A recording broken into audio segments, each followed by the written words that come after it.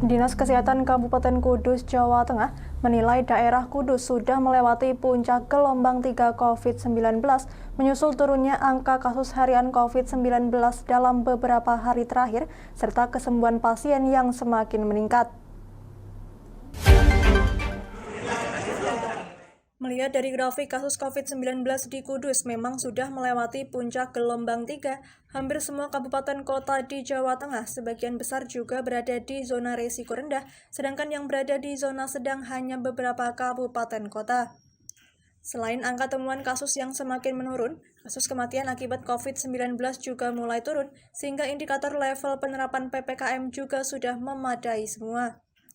Selain turunnya tingkat positif COVID-19 yang diikuti testing dan penelusuran kontak, serta tingkat keterisian tempat tidur atau bed occupancy rate, rawat inap rumah sakit rujukan pasien COVID-19, capaian vaksinasi juga menjadi indikator perbaikan level PPKM.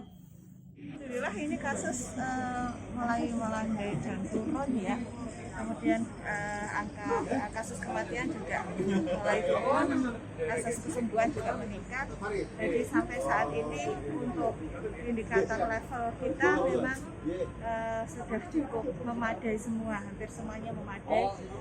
Hanya ada satu ini yang perlu kita perhatikan lebih, yaitu untuk vaksinasi dosis 2 lansia.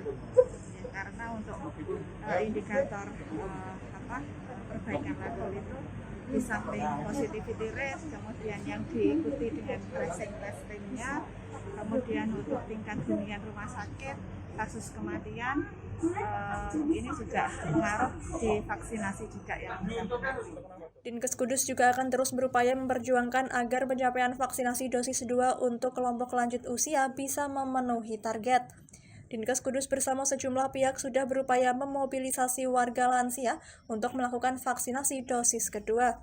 Berdasarkan data Dinkes Kudus, tercatat kasus aktif COVID-19 per 21 Maret 2022 sebanyak 73 kasus atau turun dari sebelumnya 81 kasus. Sedangkan kasus meninggal nihil dan kasus sembuh meningkat karena ada tambahan 15 kasus sembuh.